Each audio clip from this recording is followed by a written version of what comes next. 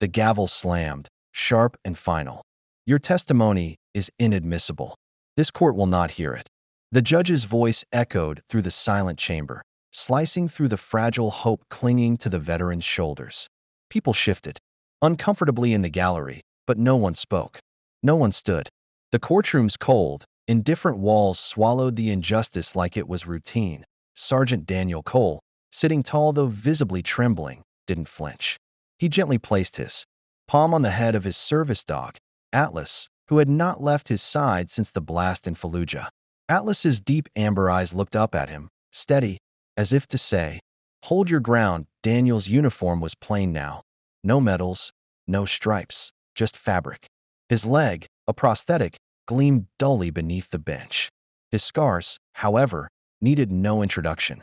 They lived on his face, his hands, and in the spaces where silence weighed more than words.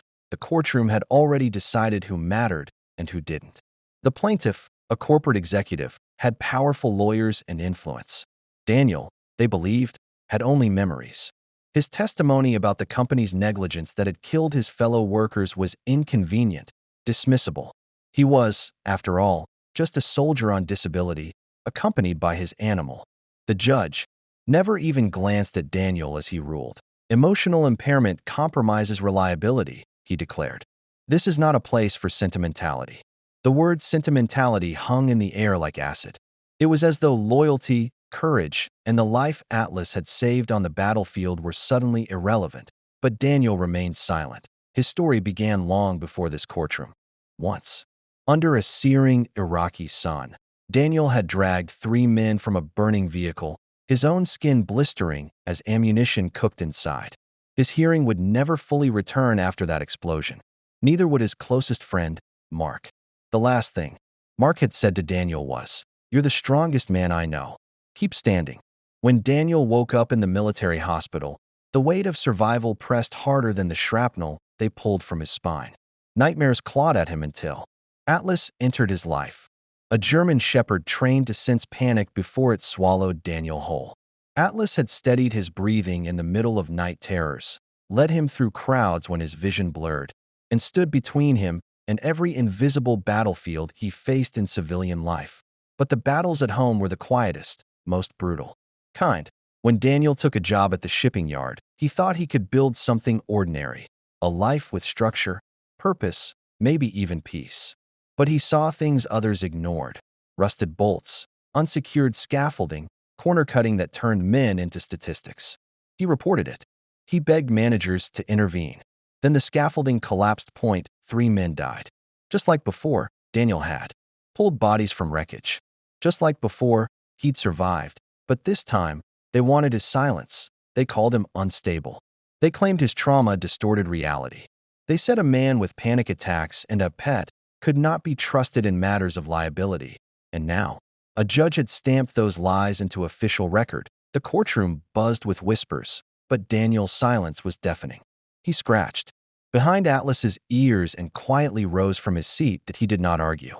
He did not plead, but Atlas did something no one expected. As Daniel turned to leave, Atlas tugged hard on his leash, pulling him toward the center of the room. Then Atlas sat, squarely, stubbornly, right in front of the judge's bench, staring at the man who had dismissed his handler's worth. The courtroom froze. There was something undeniable in the way Atlas sat, unmoving, not aggressive, but resolute. He was trained to respond to distress, and Daniel's heart had begun to thunder, his breathing shallow. Atlas would not let him walk away shattered. The judge, now visibly unsettled, glanced at the dog, then at Daniel, who stood steady, his hand resting once more on Atlas's head. For the first time, the judge looked at Daniel, not past him, not around him, but at him, and then a voice, quiet but firm, rose from the gallery. "I served with him. Another. He saved my brother's life." One by one, veterans rose from their seats. Strangers to the court, but not to Daniel. Word had spread. Silent witnesses filled the aisles, medals glinting, uniforms old but pressed with care. They did not shout. They did not argue. They simply stood. The judge's gavel trembled slightly in his grip. Atlas remained still, his message louder than any protest. Sometimes the most credible testimony is the life you've lived in silence. The judge cleared his throat, his voice cracking. This court will reconsider its previous ruling.